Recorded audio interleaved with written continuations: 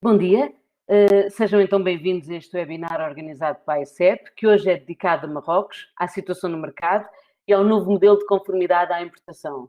Hoje temos connosco a delegada da AICEP em Rabat, Joana Neves, e a especialista em avaliação de mercados, Adriana Gomes, que é representante da TÜV Rheinland, uma empresa fornecedora de serviços técnicos e de segurança e certificação que opera em diversos países. Esta é uma das 3 agências acreditadas pelo Governo de Marrocos efetuar a inspeção de todos os produtos industriais, que é exigida pelo novo modelo de conformidade à importação, que entrou em vigor no passado dia 20 de junho. Antes de lhes passar a palavra, eu deixo apenas umas breves notas sobre esta sessão.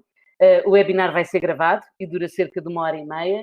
As câmaras e os microfones vão estar desligados ao longo das apresentações e, no final, haverá um período de perguntas e respostas, pelo que podem e devem, ao longo de toda a sessão, ir colocando as vossas questões e enviar as perguntas através do chat do lado esquerdo do vosso ecrã. Marrocos é cada vez mais um mercado relevante para as empresas portuguesas.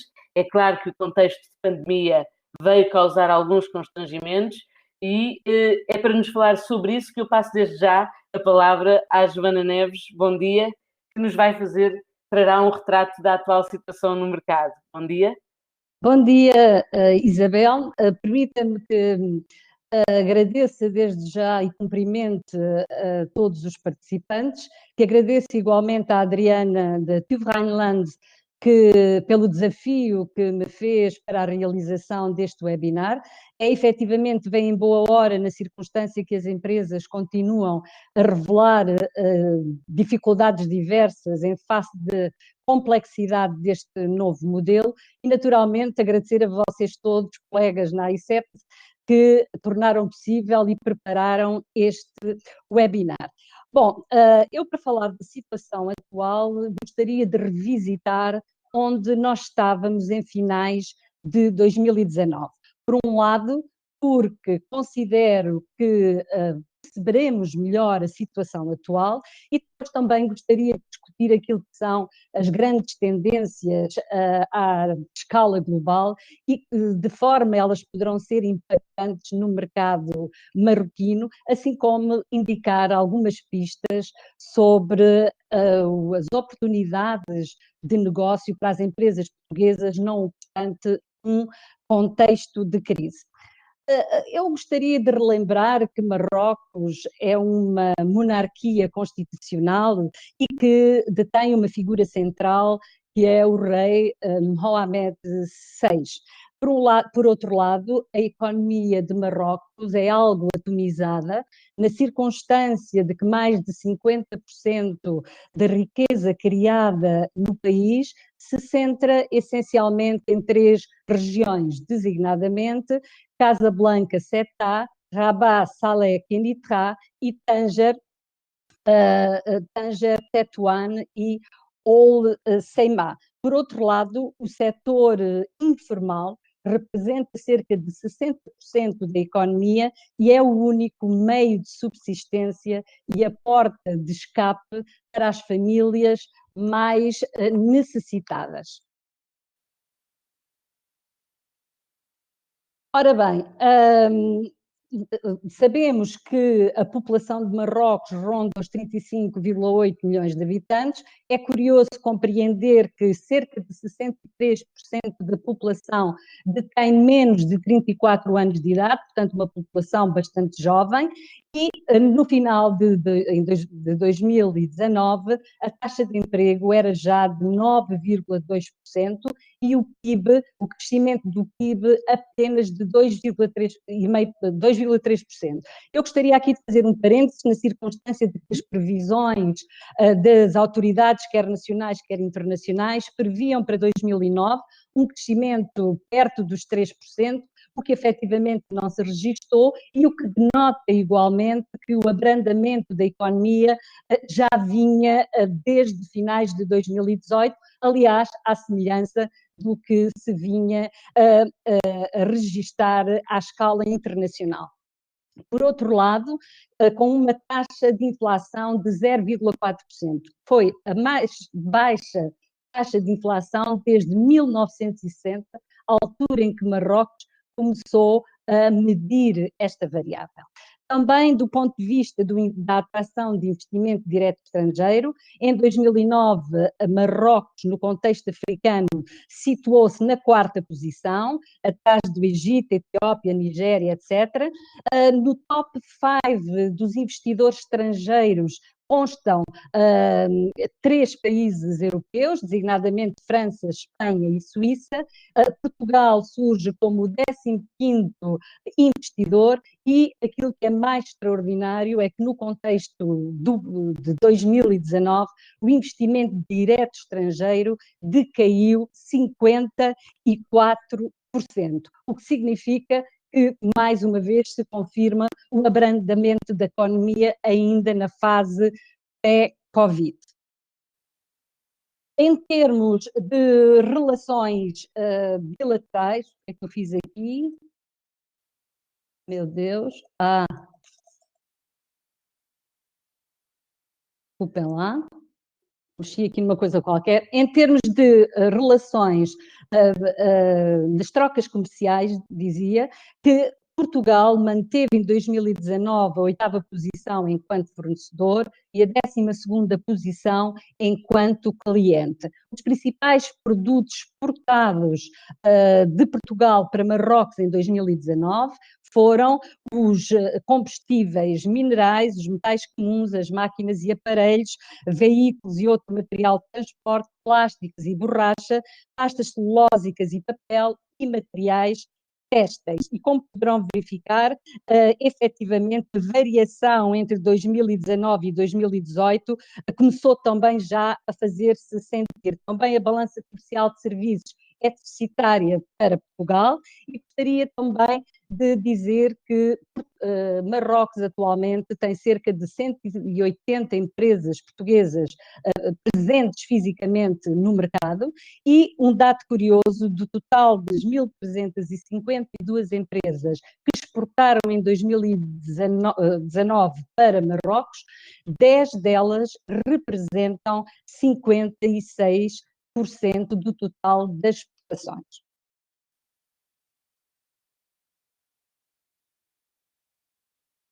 Depois, no que respeita ao ranking do Doing Business 2020, Marrocos surge em primeira posição no contexto de Norte África, na 3ª posição na região MENA e no continente africano, e do total dos 190 países participantes deste ranking,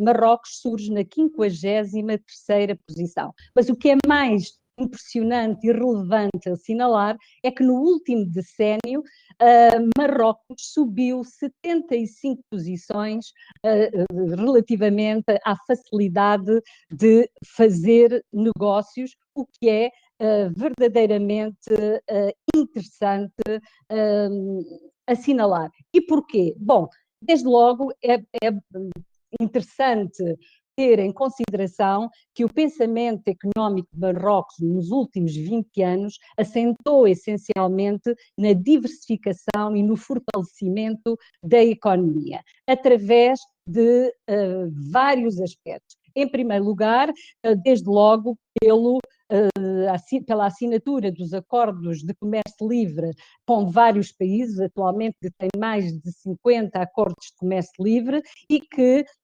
lhes permitiu atrair investimento estrangeiro para o país e, por outro lado, pela assimilação de padrões e normas internacionais. Também a cultura de estabilidade do país, que é efetivamente bem visível no contexto regional. Por outro lado, o papel de intermediação que Marrocos detém entre a África subsaariana e a União Europeia, e a abertura da economia à África, que permitiu também abrir novos mercados às suas empresas. Por outro lado, do ponto de vista operacional, o conjunto de planos estratégicos setoriais que o governo pôs em marcha foram efetivamente determinantes para o sucesso do desenvolvimento económico de Marrocos. Dou como exemplos o Maroc Vert, muito focado na agricultura e no meio ambiente, e também o plano de aceleração industrial. Apenas em termos exemplificativos, o forte investimento que Marrocos fez nas infraestruturas e transporte, permitindo ter construído mais de 1.800 quilómetros de rodovia ligadas a todas as cidades com mais de 400.000 habitantes, isto porque numa perspectiva de tentar irrigar a economia a todo o país e a evitar distorções regionais. Por outro lado, também a grande aposta na ferrovia e na alta velocidade e, do ponto de vista marítimo, na expansão, entre outros, na expansão do porto de Tanger-Med, que permitiu a sua ligação a 186 postos em 77 países, constitui hoje Tanger-Med como um importante hub de rotas marítimas globais e aqui gostaria de fazer um parênteses para dizer que mais de 95% do comércio externo de Marrocos é feita marítima. Depois também o plano para os serviços, que permitiu à banca dar um salto qualitativo, o plano setorial do turismo, que permitiu um grande crescimento do número de turistas, com Marrakech a emergir como centro privilegiado do turismo internacional, sendo que em 2019 recebeu perto de 13 milhões de habitantes, e também a aposta no setor energético, nomeadamente nas energias renováveis, permitindo a instalação de várias estações, quer eólicas, quer solares, destacando-se de Ouarzazate, construída em 2016 e que é considerada hoje uma das maiores do mundo, se não mesmo a maior do mundo. Não vou ler este quadro, mas isto é um bom exemplo daquilo que são os resultados quantificáveis e objetivos da boa política de desenvolvimento económico do Marrocos. Eu dou apenas alguns exemplos. Tenho que aumentar aqui, peço desculpa que eu estou... assim está bem. Que dou alguns exemplos, como Marrocos é o primeiro exportador mundial de alcaparras, feijão verde ou de argan, ou o primeiro produtor e exportador mundial de sardinhas, cujas exportações 60% vão para a União Europeia, é o primeiro produto de peixe em África, é o primeiro exportador mundial de fosfato, a primeira zona franca industrial em África, é o primeiro fabricante de veículos, é o primeiro sistema ferroviário em África e por aí adiante. Portanto, isto é efetivamente um sucesso das políticas económicas do governo. Bom, falamos então agora na situação atual.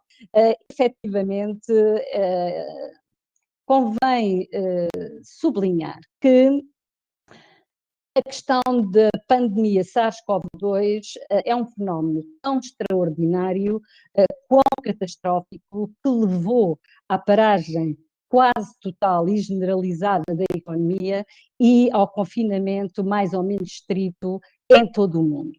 Na verdade, ela é considerada por alguns já como a grande crise do século XXI. E esta crise deve ser encarada em duas perspectivas. Enquanto crise multiforme, em circunstância que ela é global, ela atingiu todos os países e todos os setores, aliás, à semelhança da crise de 2008, e por outro lado, é também uma crise multipolar, na circunstância de que fez agravar as lacunas estruturais da globalização, tocando tanto ao sul como a norte, assim como as economias emergentes que estavam totalmente integradas na competição internacional, como é o caso de Marrocos. E, portanto, esta crise não deve ser encarada como um mero parênteses no funcionamento da economia e que a recuperação não será simétrica em todos os setores.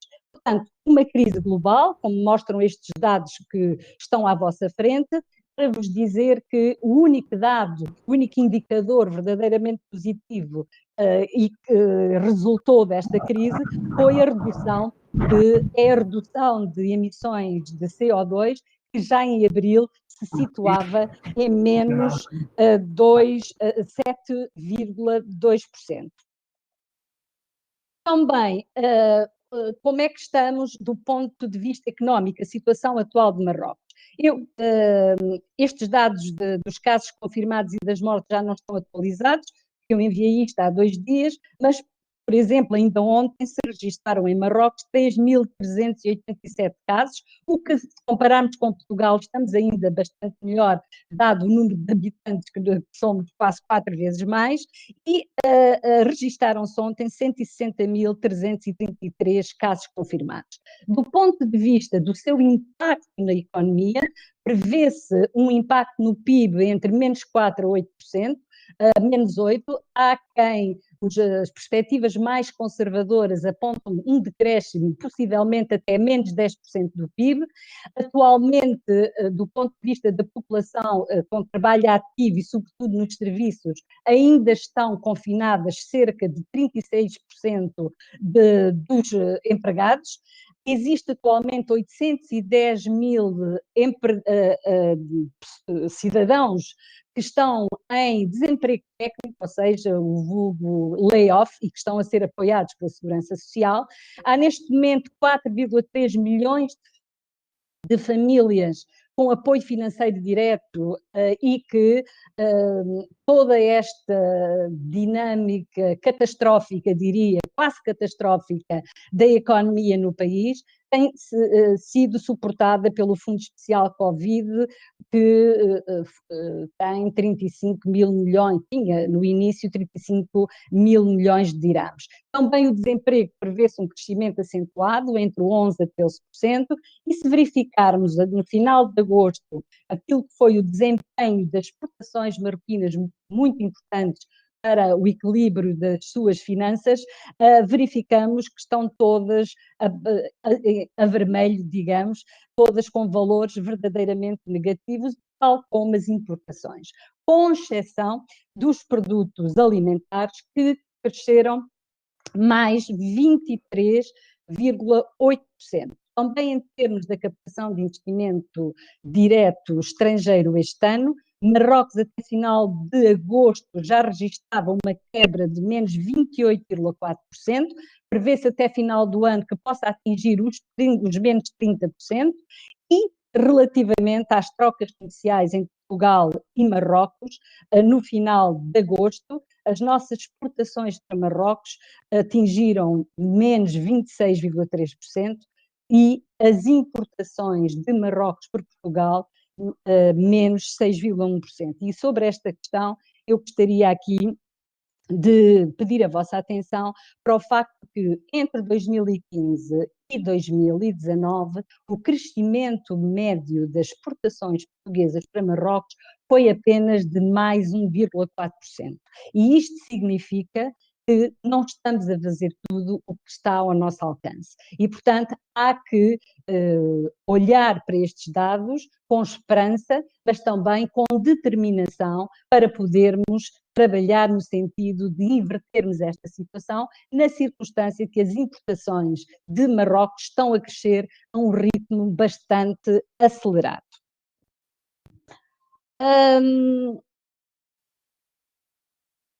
Agora, qual foi a resposta do governo e da indústria à pandemia? Naturalmente que eu não vou descrever o que está nestes quadros, isto é apenas para memória futura, mas aquilo que eu gostaria de acentuar sobre a resposta do governo é que logo no início da pandemia o governo foi efetivamente rápido e decisivo. Foi dos primeiros governos a suspender os voos de Marrocos para a China e vice-versa. Logo que se registaram os primeiros casos, o governo começou imediatamente a procurar antecipar a gestão da crise através da implementação de hospitais de campanha, como, por exemplo, as instalações da Feira Internacional de Casablanca, instalações diversas em pavilhões ginodisportivos em Tanger e por aí fora. E em março, quando se registou o primeiro caso positivo, 14 dias depois, automaticamente o governo encerrou todas as fronteiras. Foi, de facto, uma decisão difícil, mas que foi altamente apreciada até a nível internacional. Obrigatoriamente toda a gente tinha que usar máscara, a deslocação por automóvel na altura do confinamento tinha que exigir uma declaração da entidade empregadora que tinha que ser visada pelas respectivas autarquias. Fecharam os restaurantes, fecharam, a hotelaria desapareceu praticamente e em face do estrangulamento das cadeias de valor globais e as dificuldades do aprovisionamento de matéria-prima, a indústria foi obrigada praticamente a fechar, por exemplo, construtores de automóveis, de aeronáutica, etc. Entre abril e meados de maio estiveram literalmente fechados, o que causou efetivamente distorções complicadas. A partir de maio, o governo continua com os confinamentos, mas tornando-os mais ligeiros, sobretudo para a indústria, determinando zona 1 e zona 2 em função da gravidade dos polos de infecção, e é verdade que ainda hoje, tecnicamente, temos as fronteiras fechadas, mas há cada vez mais exceções para a abertura, sobretudo do espaço aéreo, para permitir que quer os empresários, quer as famílias dos residentes, quer os turistas possam vir a Marrocos.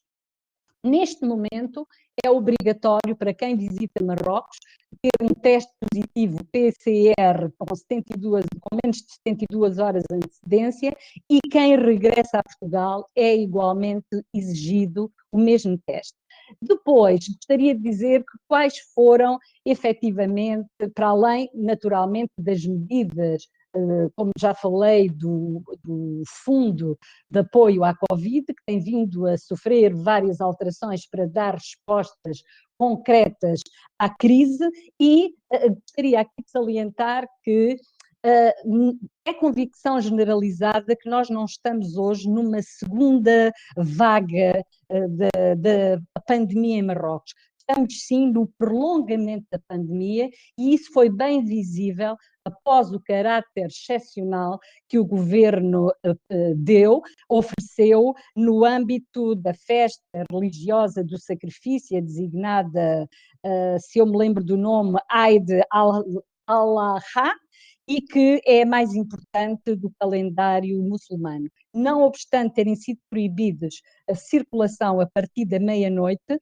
durante essa semana, a verdade é que os casos, os surtos, começaram a explodir de forma exponencial. Também, em termos de respostas da indústria, foi excepcional. Por exemplo, uma fábrica de etanol que tinha ardido em 2019 e cuja recuperação estava prevista terminar em finais de maio do ano que vem, em 7 dias foi possível transformá-la para produzir soluções alcoólicas, de gel, desinfetante, etc. Também algumas fábricas de produção de malas, de carteiras e outro tipo de marroquinarias foram transformadas para fazer máscaras. Nas próprias prisões, os presos foram colocados a fazer máscaras.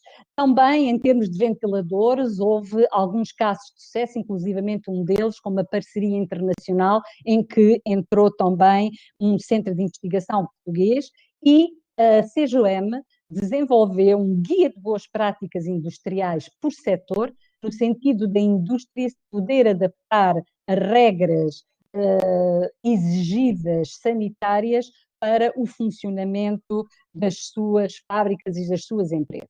Portanto, isto é o panorama atual.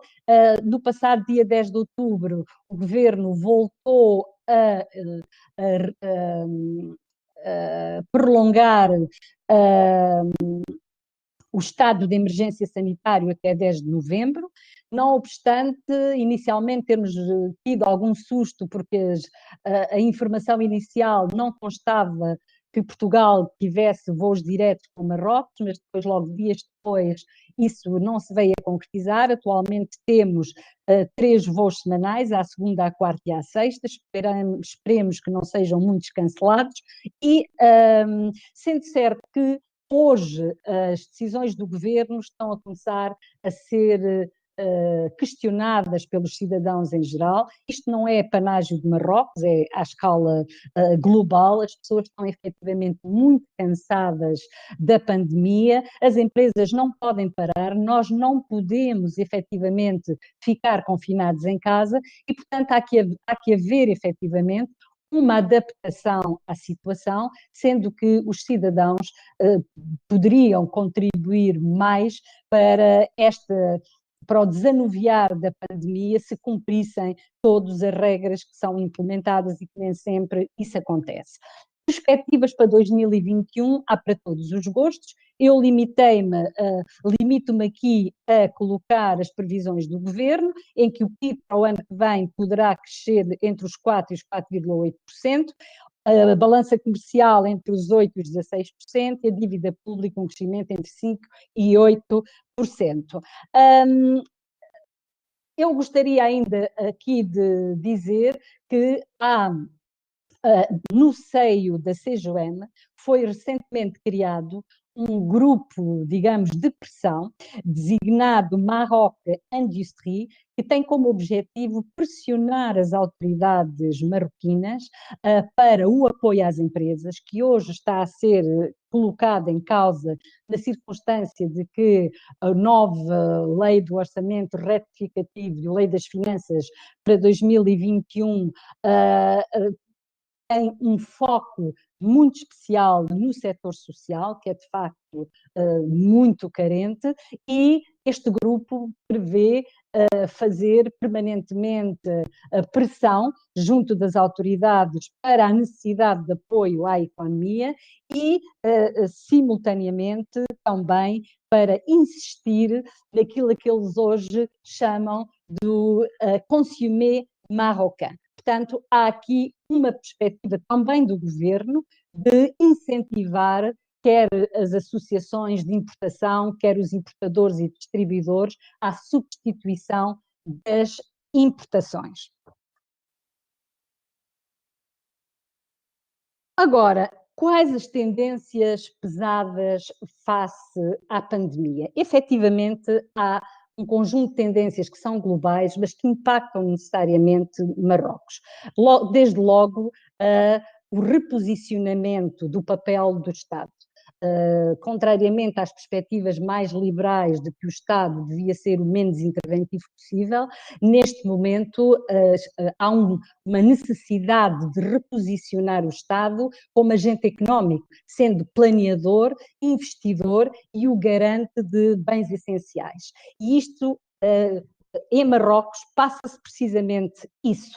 A lei das finanças locais, das finanças para 2021, como eu acabei de dizer, tem 3 objetivos concretos. A primeira prioridade deste plano é para que 22 milhões de marroquinos nos próximos 2 anos tenham acesso à saúde gratuita, coisa que não acontece ainda hoje. A segunda prioridade tem a ver com o relançamento dos setores que tem a ver com a grande tendência da aceleração, da reconfiguração das dinâmicas e da revolução tecnológica e digital, nomeadamente apostando em setores da saúde, das telecomunicações, do ensino à distância, etc. E a terceira prioridade no âmbito deste plano de finanças é precisamente a reforma do Estado. Há uma convicção por parte do governo marroquino que existem uma multiplicidade de entidades com zonas cinzentas da ação e uma destes eixos da reforma é precisamente a criação de uma agência nacional estratégica do Estado que vai repensar a reorganização do Estado para que ele se torne mais eficiente e eficaz. Também uma outra tendência pesada tem a ver naturalmente com as relocalizações, desculpem, das cadeias de valor globais e, portanto, as novas dinâmicas internacionais, com necessariamente quebras de trocas comerciais. Mas neste âmbito, esta grande tendência entusiasma bastante as autoridades marroquinas. Portanto, eles põem a tónica que têm uma situação geoestratégica privilegiada, as suas relações com os parceiros europeus devem ser aprofundadas e, portanto, estão a apostar tudo no sentido de que essas relocalizações possam efetivamente beneficiar Marrocos. Também novos modelos de consumo vão emergir. Em primeiro lugar, o e-commerce. As pessoas estão cada vez mais a procurar comprar online, sendo certo que o e-commerce em Marrocos teve uma evolução interessante durante o evoluir da pandemia, mas há ainda um espaço imenso de melhorias, e o facto dos cidadãos começarem a necessitar de realocar as suas despesas em bens de primeira necessidade e evitar mais os supérfluos. Mas, por outro lado, do ponto de vista do consumidor, há ainda aqui uma outra alteração, é que hoje o consumidor é um consumidor biométrico. Ele faz a avaliação de todos os produtos que consome e torna-se um especialista, um consultor, e transmite essa mensagem à família e aos amigos, o que vem dificultar a vida às formas tradicionais de venda. De seguida, é o seguinte, em termos de potenciais oportunidades para as empresas portuguesas, eu queria aqui deixar algumas mensagens, porque, com base naquilo que eu disse até agora, naturalmente que os setores que vão ser alvo, porque no âmbito do orçamento para 2021, de um fundo especial para 2021, vai haver um fundo de investimento setorial que vai privilegiar as empresas orientadas para a exportação e, como eu disse atrás, nem todos os setores vão ter a capacidade de serem reabilitados, mas aqueles com vocação de futuro vão o ser no âmbito deste plano. Portanto, por um lado, porque Marrocos e África, oportunidades para as empresas portuguesas, porque Marrocos e África vão continuar a ser um espaço de atração para os principais players económicos e estatais, na medida que são ricos em potencial de aprovisionamento de matérias-primas, pelo facto de terem uma população bastante jovem, a média de idades em África é 19 anos, em Marrocos 29 anos, contra os 40 anos de idade na União Europeia. Por outro lado, a União Europeia continuará a ser a principal potência económica mundial e, desde logo, a União Europeia também está interessada em aprofundar as relações com a África e com Marrocos. Veja-se as declarações recentes da Presidente da Comissão Europeia ao dizer que o desenvolvimento das relações com estes novos espaços geográficos devem assentar e vão assentar em novos prismas, como o desenvolvimento da economia verde, da digitalização, entre outros. E, portanto, seja no setor, por exemplo, o novo plano que substituiu o Maroc Vert, designado de Génération Green, vai permitir alianças estratégicas no domínio agrícola com empresas europeias, assim como os setores do têxtil, eventualmente do automóvel e outros. Nós ainda não temos a informação completa, porque neste plano de relançamento da economia saiu há poucos dias e o Governo apresentou precisamente ontem no Parlamento as linhas gerais deste plano e, portanto, ainda há muita informação que não é pública. Portanto, também em termos no setor da água vai haver imensas oportunidades. A questão que Marrocos já fala na perspectiva das finances verdes, que tem a ver com pôr as finanças ao serviço do clima, e aqui é o caso, claro, de transição energética, que eles apostam, e também num Programa Nacional de Aprovisionamento de Água e Irrigação até 2027, que trará certamente boas oportunidades para as nossas empresas, como o digital, a saúde, a educação, a formação profissional, etc.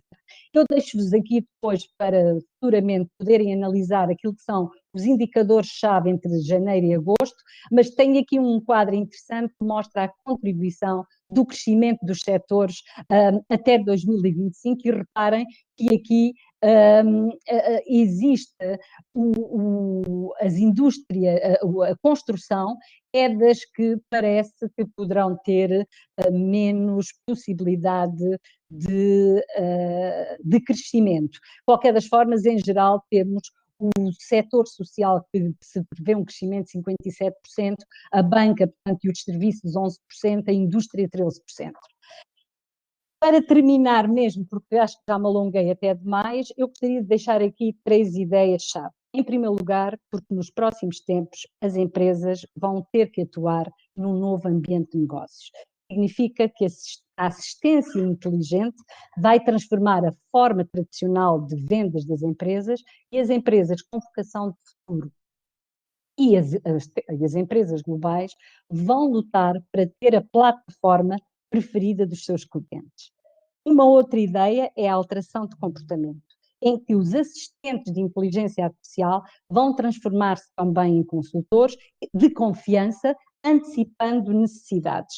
E, por outro lado, nós temos que nos adaptar a esta crise e perspectivar que podemos ter a fatalidade de ter outras crises no futuro. E, nesse sentido, gerir a crise é também uma questão de atitude mental. Significa que as empresas devem sair do seu pensamento dominante de atuação individualista e devem pensar não tanto no eu, mas mais no nós. Isso significa que as empresas devem ter uma perspectiva de socialização dos conhecimentos, das experiências. Devem colocar a sua gestão do ponto de vista internacional em novas parcerias. Universidades, empresas, Estado, outras organizações, todas em conjunto, terão a capacidade de criar não só escala, mas robustez de conhecimentos de mercado, no sentido de poderem ter um maior desempenho e poderem competir com as empresas em termos internacionais. E, portanto, mesmo para terminar, só para relembrar que a ICEP existe para vos ajudar, que nós podemos informá-lo sobre o ambiente, por exemplo, o ambiente de negócios no mercado, de partilhar convosco, seja listas de importadores ou exportadores, oportunidades de negócio, desenvolver apontamentos setoriais se vocês visitarem o país ou precisarem de falar com parceiros locais, desde que avisem à ICEP com pelo menos um mês de antecedência, ensinamos-los ou ajudamos-los a orientar e a aconselhar a abordagem ao mercado, priorizando, acompanhamos-lo em reuniões junto das autoridades, por exemplo, quem precisar de, ou tiver decidido investir em Marrocos, nós podemos ajudá-los a contactar as entidades locais, assim como podemos reunir com as agências financeiras multilaterais e, naturalmente, ajudando-los a acelerar o nosso conhecimento sobre os mercados, evitando percalços que nem sempre as empresas têm presente tal necessidade. Espero não vos ter aborrecido muito, agradeço a todos a vossa paciência, estou naturalmente à disposição para as perguntas que entenderem fazer. Muito obrigada.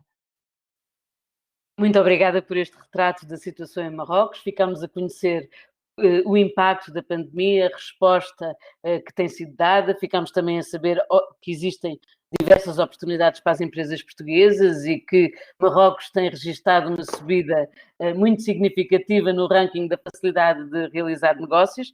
Entretanto, Marrocos tem em vigor um novo modelo de conformidade à importação e é desse modelo que eu pedi à Adriana Gomes para nos falar um pouco, no sentido de explicar que modelo é esse, que mudanças é que esse modelo traz para as empresas que querem estar em Marrocos. Obrigada, Isabel. Bom dia a todos. Meu nome é Adriana, eu trabalho para a empresa TÜV Rheinland, onde nós fazemos a parte de avaliação da conformidade do novo programa de conformidade no Marrocos. Estamos aqui para dar assistência e suporte a todos aqueles exportadores que estão atualmente exportando produtos que são regulamentados no mercado. Eu gostaria de começar um pouco com a visão geral do país, mas como a minha colega Joana Neves já explicou bastante sobre a questão da visão geral do país, os números, números de importação que tem, não vou passar mais tempo nesse slide, porque eu gostaria de falar exatamente do programa e assim teremos mais tempo para as perguntas que vocês tiverem na audiência. Essa é uma visão geral do programa de conformidade, para explicar um pouco de onde surgiu esse programa, né? Esse programa é um programa que vem através do Ministério de Indústria e Comércio, né, que nós chamamos de MINSE.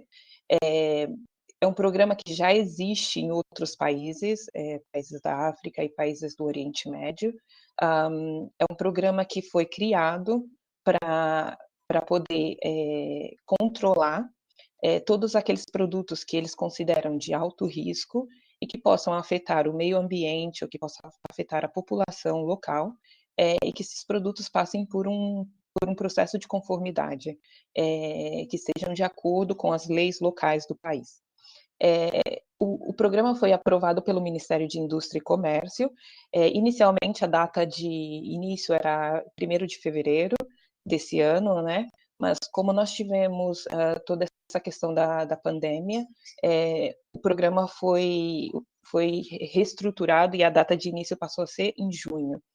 De qualquer forma, nós tivemos já algumas empresas que estiveram fazendo toda a parte de conformidade antes disso para estar preparado. Mas foi somente 19 de junho quando o programa realmente veio a ser obrigatório. Qual que é o âmbito da certificação? O âmbito dessa certificação é realmente para fazer toda a revisão da documentação técnica, para fazer toda a parte de análise de laboratório, inspeção física da mercadoria antes de que saia do país, né, e antes de que entre no Marrocos, a certificação da conformidade e a validação desse certificado no Portnet, que é o portal online que eles têm no Marrocos. Quais são os produtos que realmente são regulamentados? Nós temos duas vias, né? A primeira é a via dos produtos que estão regulamentados no país de origem, e a segunda são aqueles produtos que estão regulamentados no destino, diretamente no Marrocos. Os produtos que estão regulamentados em origem são principalmente peças para automotivos, para carros, plásticos, produtos de construção civil, produtos eletrônicos, né?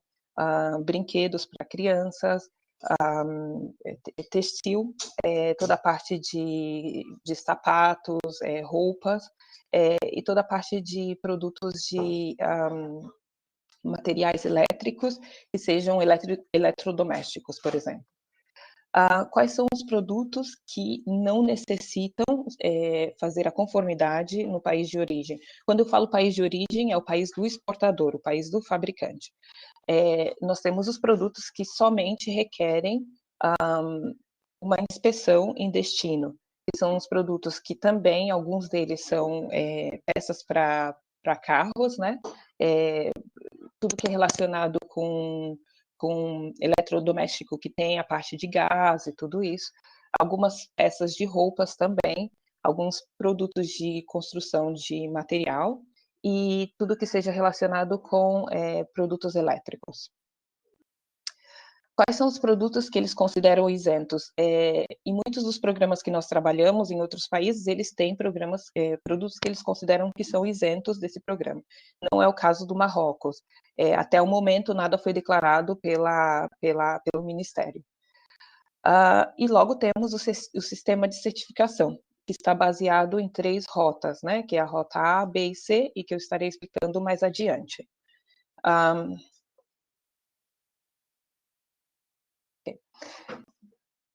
No seguinte slide, nós podemos ver qual que seria a estrutura do esquema de avaliação.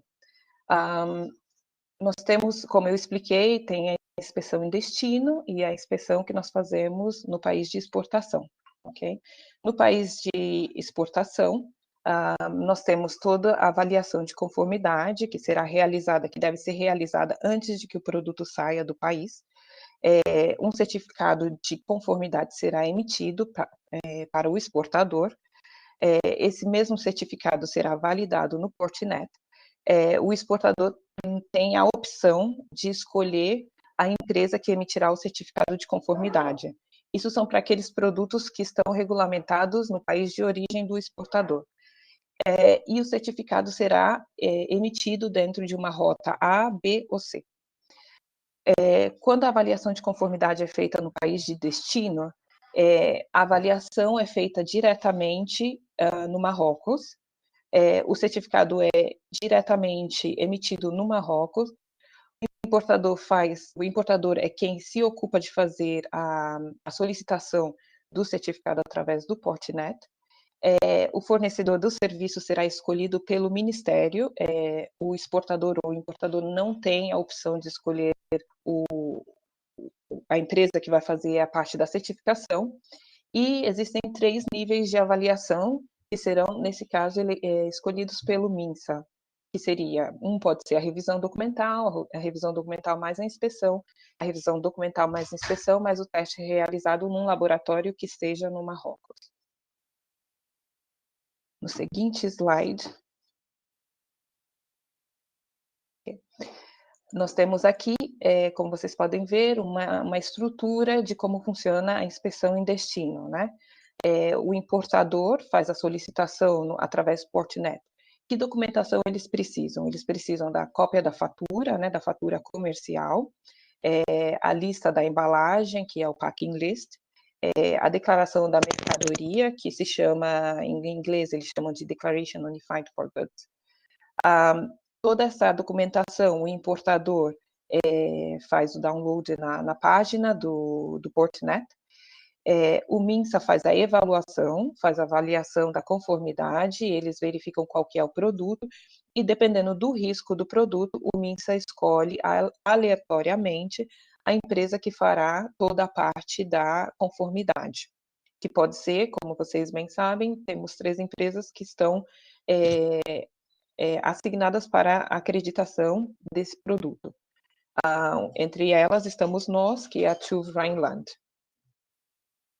O que acontece quando o produto uma vez o produto é feita a conformidade e a empresa, a certificadora que vai fazer a parte da conformidade escolhida, existe uma revisão documental, pode ser uma revisão documental mais a inspeção física da mercadoria e uma revisão completa da documentação, né? Que isso, como eu expliquei antes, depende, e essa escolha é feita diretamente pelo Ministério. Nós não temos nenhuma responsabilidade em qual seria a decisão do Ministério, como o produto seria avaliado no destino. No seguinte slide, nós temos aqui o processo para os produtos que são regulamentados no país de origem. Essa é a rota A. Como eu explicava antes, nós temos 3 níveis de rotas, né? A rota A é a mais, eu diria que é a mais normal, é a primeira rota que é sempre necessária para qualquer envio. Para qualquer primeiro envio, o exportador vai ter que sempre passar pela rota A, que é uma rota que exige que nós façamos a análise e a inspeção do produto. O processo é feito através do exportador, que diretamente contata com a empresa certificadora, que é a empresa que fará toda a parte de certificação, toda a parte de inspeção, e, se necessário, fará também a análise no laboratório. Qual é a documentação que nós precisamos? Existe uma declaração de importação que o exportador deve preencher. Existem o exportador também deve enviar a cópia dos relatórios do laboratório, a cópia da fatura, a cópia do packing list e talvez outros documentos técnicos que ajudem na hora de fazer a conformidade do produto e provar que esses produtos têm um nível de qualidade e segurança que são aceitados pelo Ministério de Indústria no Marrocos. Normalmente nós pedimos mais documentação, como, por exemplo, se tem um certificado ISO da fábrica, né? Se tem uma documentação técnica, por exemplo, o que a gente chama de um risco do produto, por exemplo, a parte de segurança do produto, quais são, quando foi feita a fabricação do produto, quais são os termos de segurança que foram adotados pelas normas internacionais ou nacionais para fabricar o produto. No seguinte passo, uma vez a TÜV Rheinland recebe toda a parte da documentação, nós fazemos a revisão documental, baseado na declaração da importação, os relatórios do laboratório e a documentação técnica. Uma vez feita a revisão documental, fazemos a submissão, a revisão das análises do laboratório, e normalmente as análises do laboratório é feito através da norma nacional no país. O Marrocos adotou as normas europeias, mas existem alguns produtos que têm normas específicas, que são normas do governo marroquino. Fazemos também a submissão da documentação para a marca CEMIM. A marca CEMIM somente se aplica para aqueles produtos que são considerados de alto risco, que são eletrodomésticos, né, produtos elétricos, e produtos, por exemplo, como brinquedos, porque são produtos que são utilizados por crianças. No seguinte passo, depois que toda a parte da revisão documental é feita, nós fazemos a inspeção técnica do produto. Nós mandamos um inspetor na fábrica para fazer a inspeção da mercadoria. Normalmente, o inspetor vai utilizar a lista de embalagem, o packing list, né, como é mais conhecido, para fazer toda a parte da revisão. Normalmente eles vão verificar que o produto que coincide em quantidade, que tem uma qualidade, quais são as marcas que aparecem na etiqueta do produto, se, por exemplo, tem uma tradução em árabe, se tem por exemplo, alguma restrição de uso. A inspeção realmente é uma inspeção aleatória, né? Nós não fazemos a inspeção de todos os produtos, mas baseamos a inspeção numa porcentagem dos produtos que aparecem na fatura ou no packing list. Após fazer a inspeção, recebemos toda a documentação, já temos a parte da revisão documental, mais a inspeção, mais o relatório da inspeção. A equipe de operações faz o certificado de conformidade ou o rascunho do certificado de conformidade e nós enviamos isso ao exportador para que faça a verificação desse rascunho, para que comprove que todos os produtos que estão na fatura aparecem no certificado e estão corretos. Uma vez temos a confirmação do exportador, emitimos o certificado de conformidade. Esse certificado de conformidade tem que ser validado através do Portnet. Quando a mercadoria chega no Marrocos, diretamente as autoridades podem verificar o Portnet e ver que o produto já passou por uma avaliação da conformidade. No seguinte slide, temos o processo para os produtos regulamentados, mais dentro da rota B, que seria a seguinte rota, né?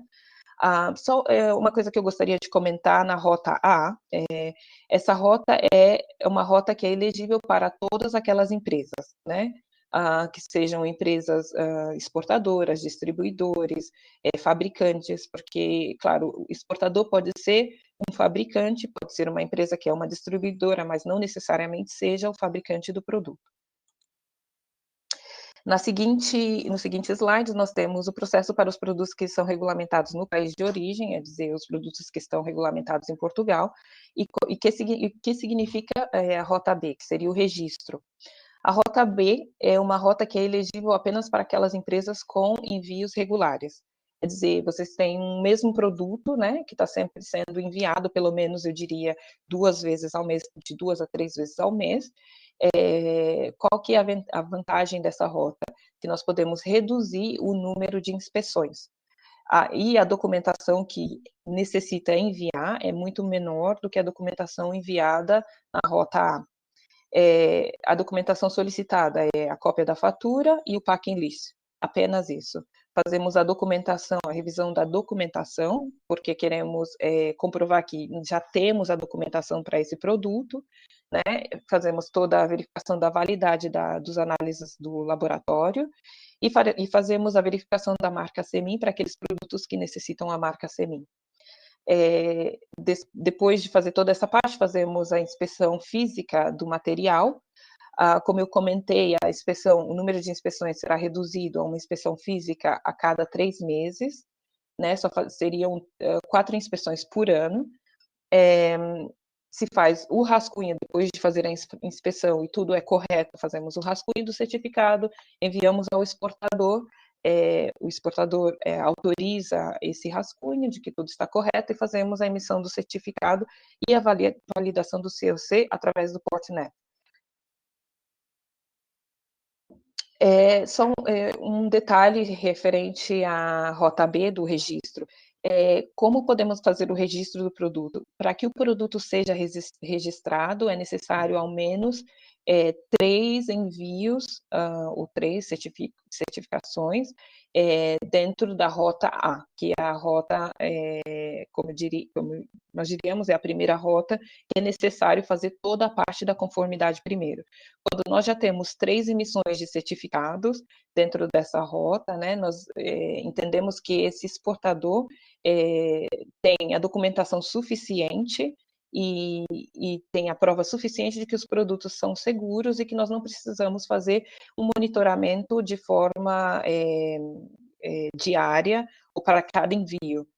Nós reduzimos o número de inspeções porque acreditamos que esse exportador tem a documentação que é necessária, que o governo exige para que nós façamos a validação da conformidade. No seguinte slide, é o mesmo processo, né? Produtos que são regulamentados no país, mas seria a rota C, que é a licença. A rota C é elegível apenas para aquelas empresas que são fabricantes, porque nós necessitamos fazer uma auditoria na fábrica. A rota C, a documentação é exatamente a mesma documentação que nós solicitamos para a rota B, para o registro. A vantagem da rota C é que a inspeção física da mercadoria é apenas uma vez ao ano. Quer dizer, se vocês têm, por exemplo, um fabricante tem vários envios, como nós temos casos de fabricantes que enviam por semana 5 remessas ou mais, claro, para essas empresas, a licença é o ideal, porque nós não temos que fazer a inspeção física da mercadoria. Ter em conta que, quando você manda a documentação e fazemos a revisão documental, esse processo mais ou menos dura uns 2 dias. Se temos que fazer a inspeção também, temos que organizar a inspeção com o inspetor, com a fábrica, ou seja, o processo é um pouco mais lento, né? No seguinte slide, temos as opções, como eu já expliquei antes, quais seriam as rotas a escolher, como eu expliquei antes. A rota A, que é a rota que é a mais típica, né, que é a necessária para qualquer envio, para o primeiro envio de qualquer empresa que esteja exportando para o Marrocos, se aplica aos comerciantes, exportadores e fabricantes, e não há limites de envios ou de remessas. Podem ser quantas remessas? Pode ser que seja uma remessa por ano, uma remessa por mês, várias remessas por mês. A rota B uma rota que é aconselhada para aqueles comerciantes que enviam mercadorias frequentemente e o mesmo tipo de produto. Por quê? Por exemplo, nós temos comerciantes ou fabricantes que mandam diferentes tipos de produtos. Um exemplo seria empresas que mandam o computador e tem que mandar os cabos e tem que mandar diferentes peças do computador ou de uma máquina. Nós só podemos fazer o registro para aquelas peças, aqueles materiais, né, que realmente já tenham passado 3 certificações dentro da rota A. Também podemos aplicar a rota B para aquelas empresas ou comerciantes ou fabricantes que têm um registro válido, porque às vezes eles fazem uma aplicação com o governo no Marrocos, com o Ministério, para solicitar um registro, mesmo que tenha sido com outra empresa, e essa empresa decide trabalhar com a gente depois. Se eles têm um registro que é válido, nós podemos simplesmente aceitar esse registro, que normalmente é um registro válido por 1 ano. Passado 1 ano, nós temos que voltar a fazer a conformidade da avaliação, verificar que a documentação é válida, que a documentação que estamos utilizando ainda é correta, e todos os monitoramentos que fizemos naquele ano, que foram 4 inspeções, foram todos corretos. Ter em conta que se durante esse monitoramento, durante essas 4 inspeções, na última inspeção nós encontramos uma não conformidade, o registro poderia ser suspendido. O seguinte seria a rota C, que é a licença, né? Necessitamos um mínimo de 3 remessas aprovadas na rota A ou na rota B. É uma rota que é somente para fabricantes ou para distribuidores também. Nesse caso, distribuidores que têm uma autorização do fabricante, que acontece muito com empresas que enviam peças de carro. Porque, por exemplo, as empresas de carro, eles normalmente trabalham com com distribuidores autorizados, né? No seguinte slide, nós temos as condições para aceitar os relatórios do laboratório. Nós podemos aceitar todos aqueles relatórios que venham da TÜV Rheinland, Bureau Veritas ou E-Plus. Essas são as 3 empresas que foram aprovadas pelo governo para fazer toda a parte da avaliação da conformidade dos produtos que se importam no país. Podemos aceitar relatórios de laboratórios que tenham uma acreditação a 17025 e que seja membro da ILAC, que é uma instituição que faz toda a parte de acreditação de laboratórios. Também podemos aceitar relatórios daqueles laboratórios que têm uma acreditação com o governo, né? O CEMAC, diretamente no Marrocos, ou aqueles relatórios que foram feitos em laboratórios que foram analisados no território marroquí, que sejam autorizados pelo Ministério.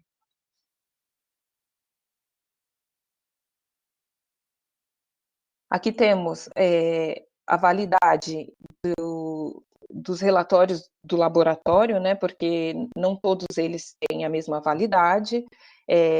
Por exemplo, como eu comentei antes, todos aqueles produtos que são produtos eletrodomésticos, elétricos, eles são produtos que necessitam a marca CEMIN, porque esses são produtos que são considerados produtos de meio alto risco, né? Depende de quando nós fazemos a parte da conformidade do produto, é quando nós decidimos se esses produtos são alto risco ou de baixo risco.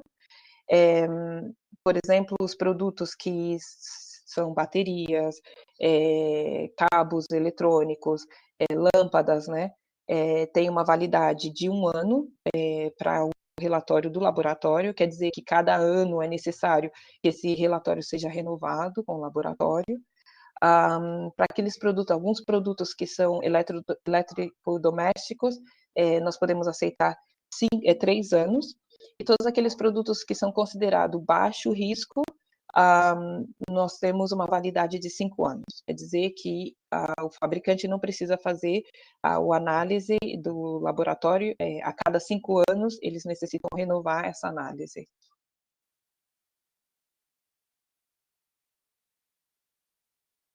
No próximo slide, nós temos outras validades de laboratórios, né, como vocês podem ver. Nós temos os produtos como cristais, que tem 1 ano, todos os produtos como que sejam de gás, por exemplo, esses produtos necessitam de 2 anos de validade. Para aqueles que são brinquedos, por exemplo, todos os produtos que sejam considerados produtos para crianças necessitam que tenham a marca Semin na embalagem do produto. O seguinte slide.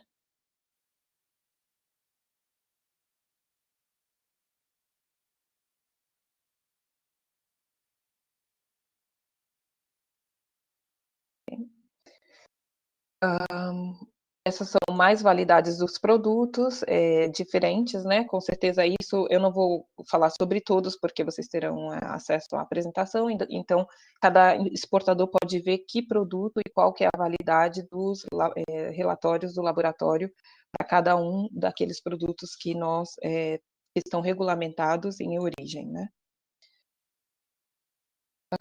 Ok, essa é a parte da documentação que eu já comentei um pouco antes, mas vou comentar novamente, que seria a documentação geral. Nós enviamos ao exportador essa declaração de importação, porque tem que sempre estar assinada para cada envio. Nós temos clientes que perguntam, é possível porque eu tenho várias remessas e eu gostaria de fazer uma declaração de importação, uma só para todas as remessas. Não é possível porque nós precisamos da informação da fatura, da informação de cada remessa que se envia para o país. Ou seja, essa declaração tem que sempre ser completada pelo exportador. O relatório do laboratório, como eu confirmei, por exemplo, se é sempre o mesmo produto, nós precisamos desse relatório para as 3 primeiras remessas. A partir daí, nós fazemos o registro do produto e já esse relatório não é necessário que seja enviado. Claro, depende do produto, da validade do relatório. Se é um relatório que é válido por 1 ano, passado 1 ano, quando nós fazemos a renovação do registro, nós vamos necessitar a cópia desse relatório novamente. Mas se o relatório é válido por 3 anos, mesmo quando fazemos a renovação do registro, não pediríamos essa documentação porque já temos a cópia do relatório. A fatura, né, a cópia do packing list. Em alguns casos, nós pedimos foto do produto e da etiqueta no produto, porque isso é muito importante no Marrocos. Precisamos verificar a etiqueta por uma questão de se tem toda a informação em árabe que é necessária, né? E também para confirmar se existe a marca Semin no produto. Então, nós sempre, antes de fazer a inspeção, sempre solicitamos ao exportador que nos mandem a cópia uma foto do produto com a marca, e assim já podemos fazer essa avaliação antes da inspeção. Porque se nós esperamos que até que a inspeção seja feita, se no momento da inspeção o inspetor encontra um falho de que a etiqueta não é correta, de acordo com a norma do Marrocos, né, nós teremos que emitir um certificado de não conformidade. E o exportador terá um tempo, 1 semana, 2 semanas, para fazer toda a parte de modificação que é necessária nessa etiqueta, né? Então, é um tempo aí que vocês perdem para ter que fazer toda a modificação na etiqueta. Então, eu recomendo que se faça que quando se mande a solicitação, já mande fotos do produto para que nós possamos ver o que está na etiqueta. E a nossa equipe vai ajudar ao exportador a entender quais são os passos para cada produto e o que é necessário que esteja na etiqueta. Só um detalhe mais sobre a rota C, que são para os fabricantes, né? Quando nós fazemos a licença, é necessário que, ou a fábrica que recebe a licença tenha um certificado ISO 9000, ou que, se eles não têm um certificado ISO 9000, um certificado de qualidade, nós precisamos fazer uma auditoria na fábrica, que seria realizada por um dos nossos auditores, da TÜV Rheinland.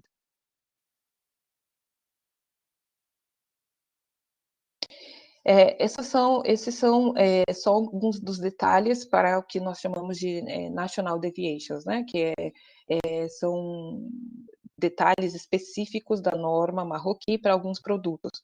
Por exemplo, quando nós falamos de um conector, né? Precisamos ver qual que é a tensão do produto, a frequência, o tipo de conector, né? Que aceita, por exemplo, nesse caso é o europeu. Nós temos casos de empresas, por exemplo, que estão na Inglaterra e que tem um conector inglês, que não seria válido para o mercado marroquino, né?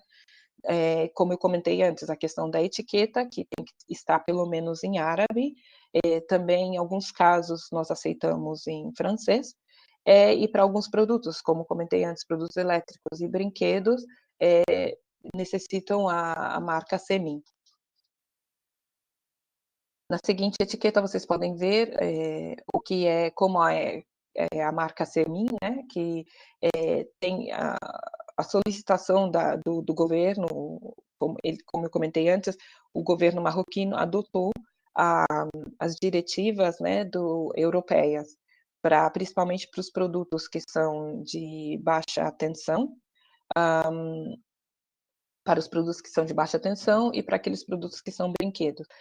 Como podem ver aqui, a marca, esse é o desenho da marca que deve aparecer, que deve ser visível no produto, deve ter mais ou menos, pelo menos uns 6 milímetros de diâmetro, e que, se não for possível, tem que aparecer pelo menos na embalagem, no folheto ou no manual de instrução.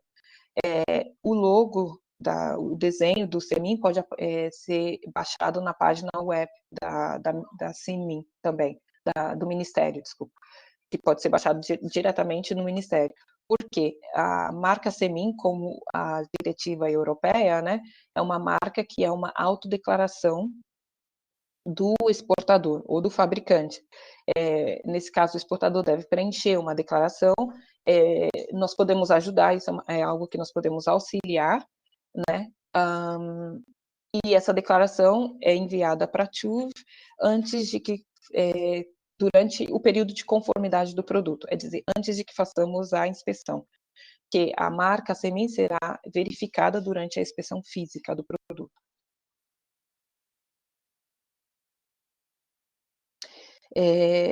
Imagino que tenham perguntas sobre a questão do preço, né? Essa é a estrutura de preços que temos para avaliação de conformidade.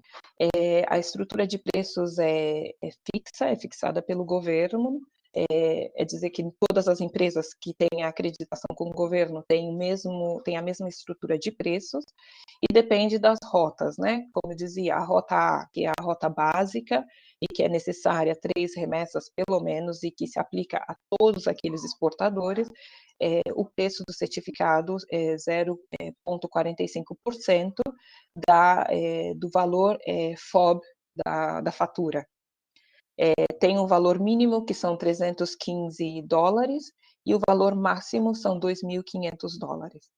Claro, nós recomendamos para aquelas empresas que têm remessas frequentes, que possam solicitar a rota B ou C, porque, como podem ver, principalmente a rota C, 0,25% do valor declarado da fatura.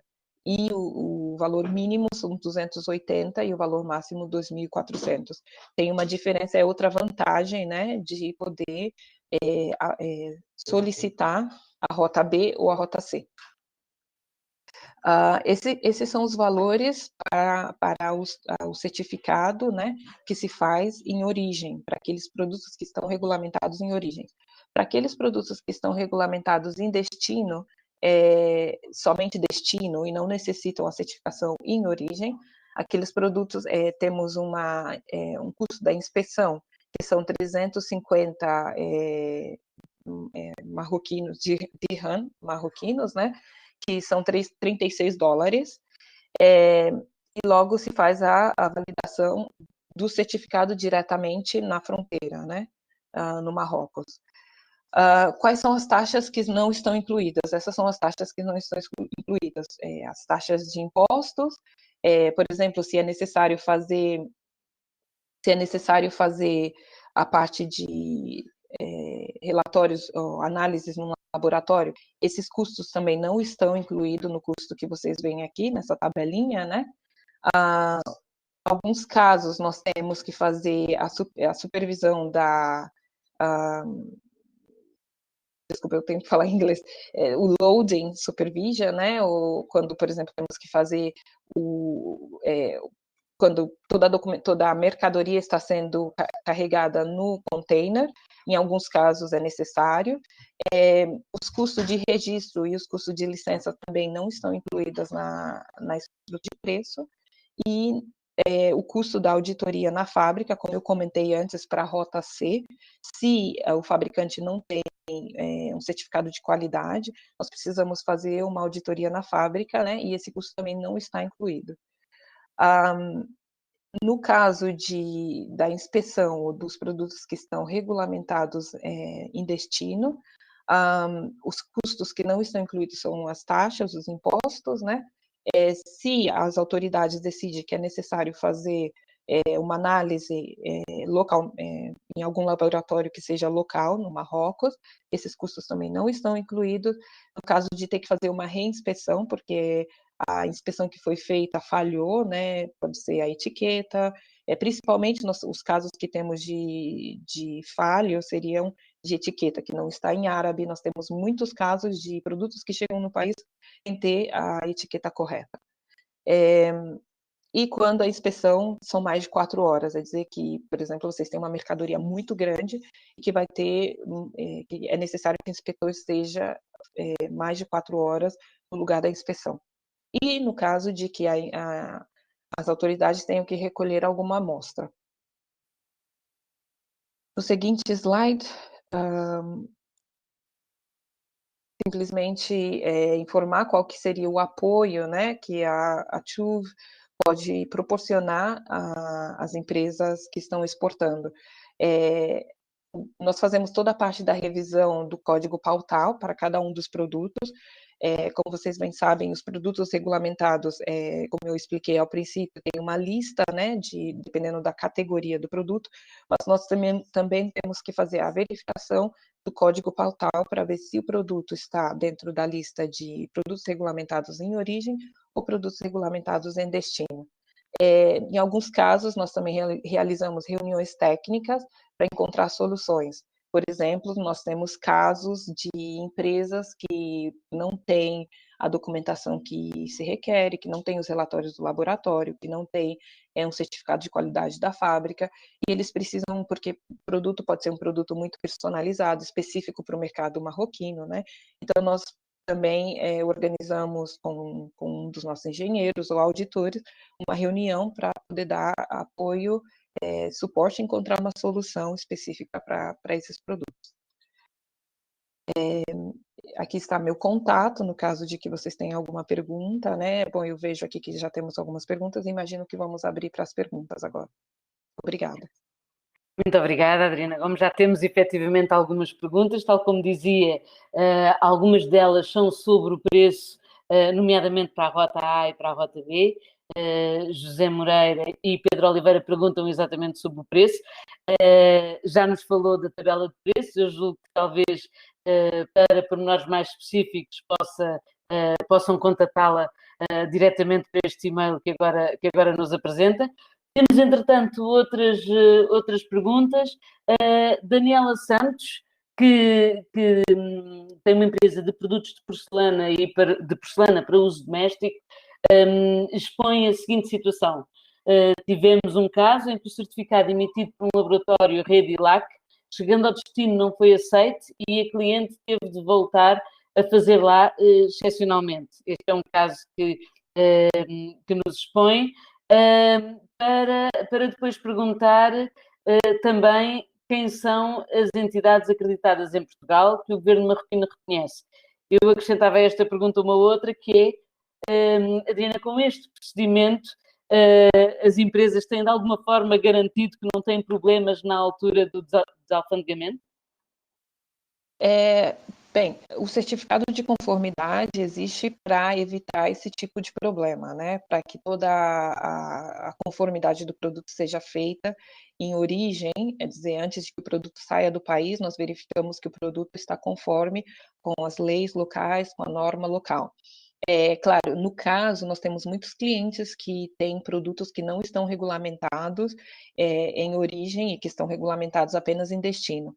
Nesse caso, claro, o cliente decide enviar o produto sem fazer a consulta com as empresas que têm acreditação, para saber quais são os requerimentos para esse produto.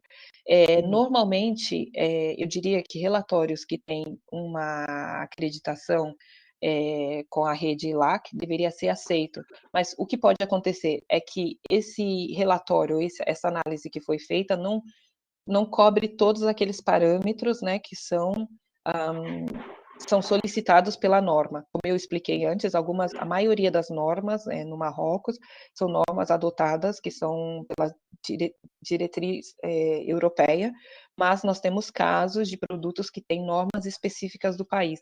E daí nós temos que verificar e contrastar com a norma europeia para ver se os parâmetros que foram analisados dessa norma cumprem exatamente aqueles parâmetros solicitados no governo, no mercado marroquino, né? Poderá ter sido uma diferença entre esses parâmetros que está na origem desta não aceitação da acreditação, terá sido isso? É possível, é possível. Também dizer que o governo tem toda a potestade, e eles têm, claro, eles podem decidir que quando fazem a inspeção, esse produto é um produto de alto risco, pelo motivo que seja, eles podem decidir optar por fazer uma segunda avaliação do produto quando chega na fronteira. Muito bem. Leonel Sousa pergunta-nos sobre um setor específico, ele é exportador de rações para pets, para cães e gatos. Sendo produtores e exportadores de rações para pets, necessitamos solicitar uma avaliação de conformidade. Temos inspeções gerais por parte da DGAV. A DGAV é a nossa, em Portugal, Direção-Geral da Alimentação e Veterinária. Antes de cada exportação para o destino, os documentos que enviamos são a fatura, packing list, certificado sanitário e EUR1, e podemos continuar a exportar desta forma ou temos que requerer uma nova avaliação de conformidade? Eu diria que, claro, como depende do produto, né, da categoria, se a categoria está regulamentada no país de origem, vai necessitar, claro, que se faça toda a parte de avaliação, como eu comentei, né, começando com a rota A.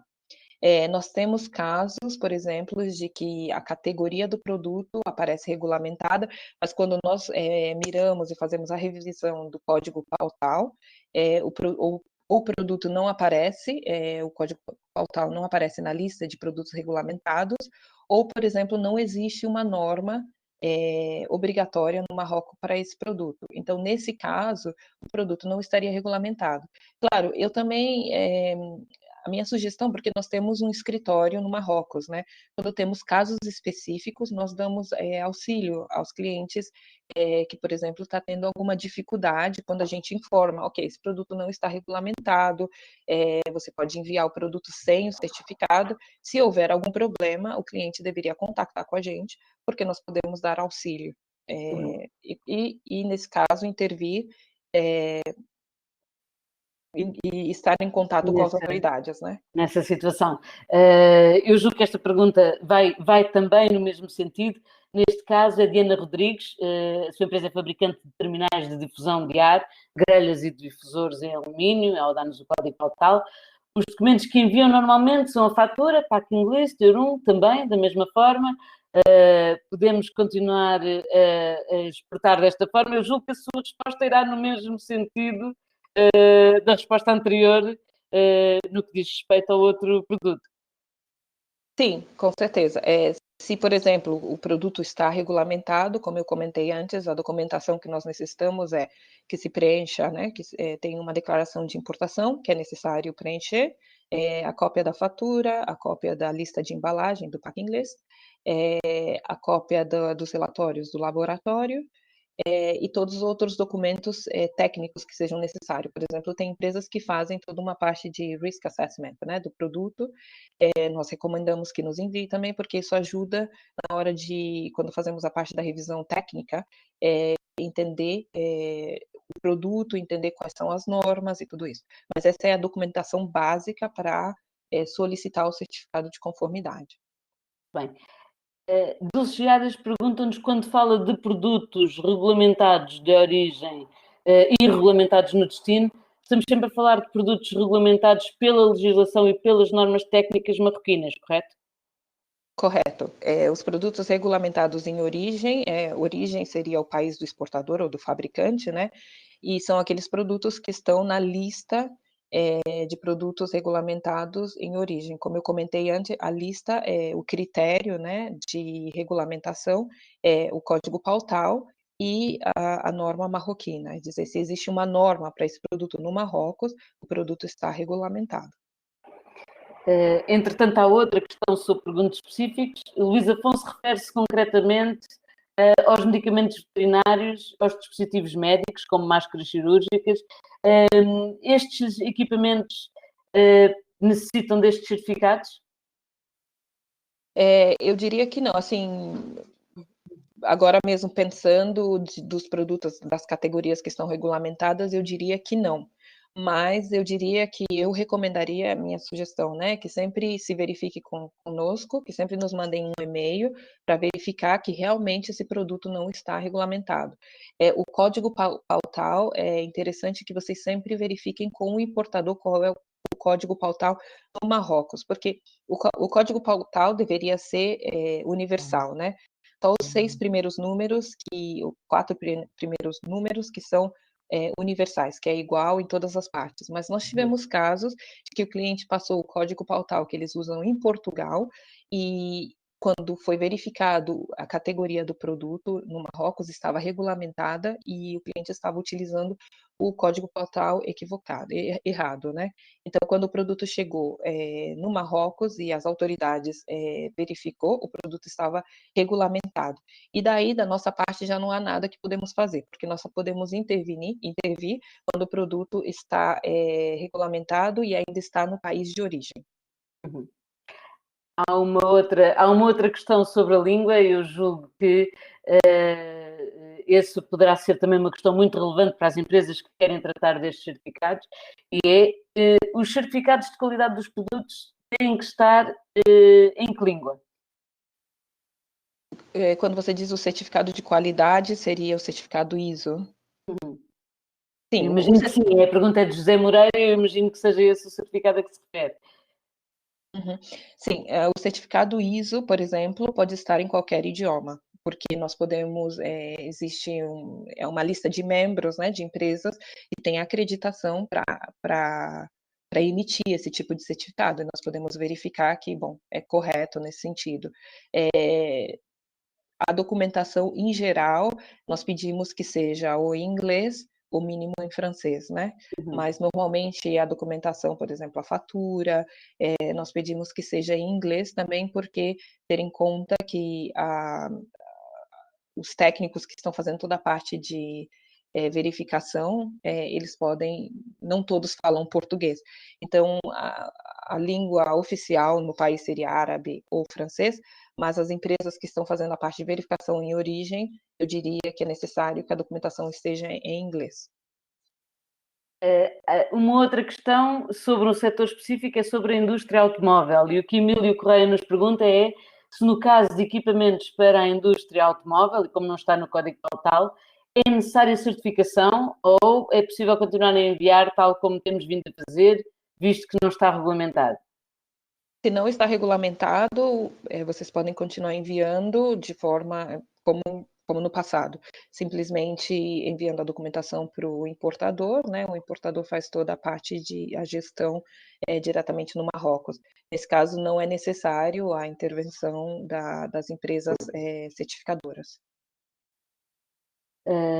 Uma outra questão, neste caso sobre uma empresa de trade, Pedro Oliveira diz-nos que integra uma empresa de trade que já exporta para alguns países africanos.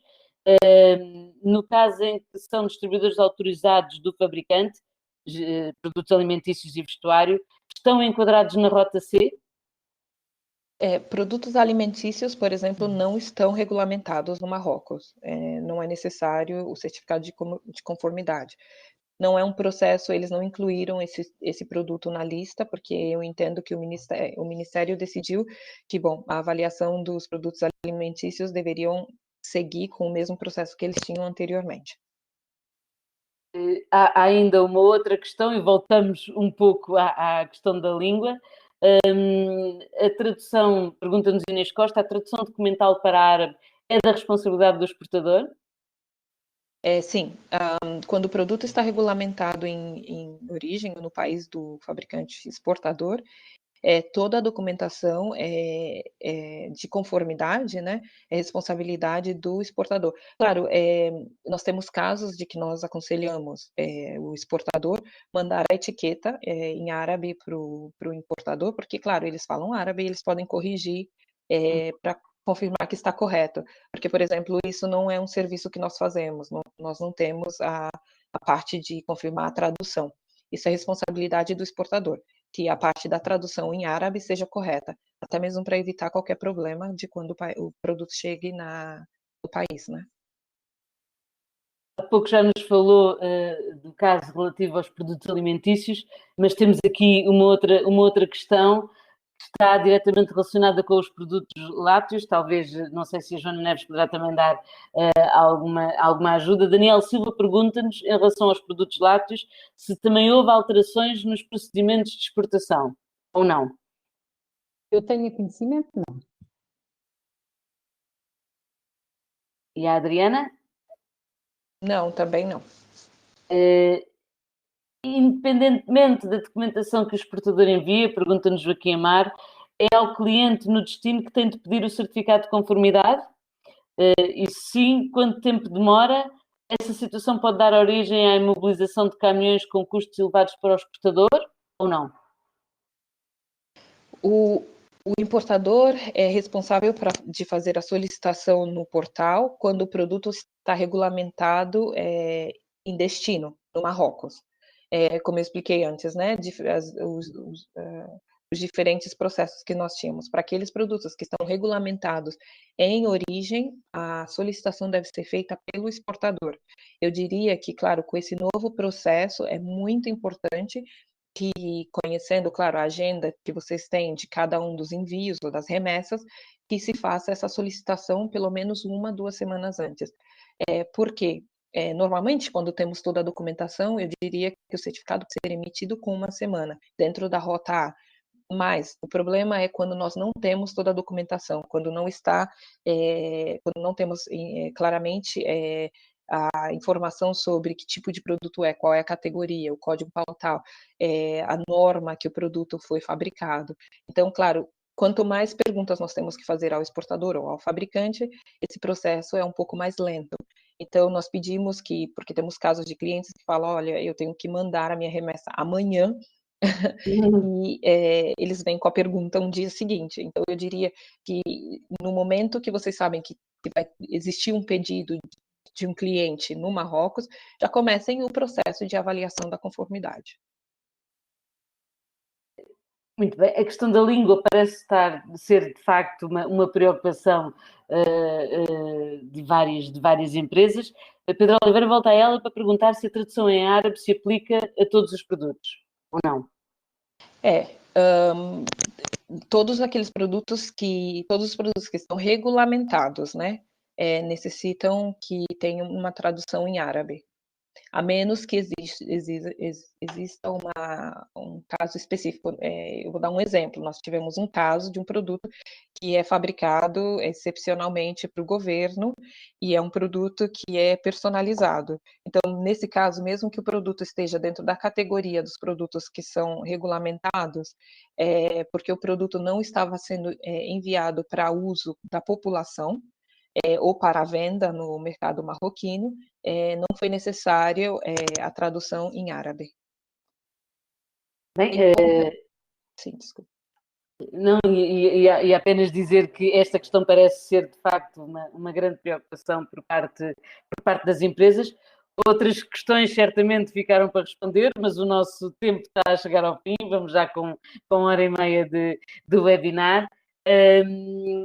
Então, terminar esta sessão agradecendo as intervenções, as vossas apresentações, e dizendo que a AICEP vai continuar a organizar webinars sobre diversos mercados e setores.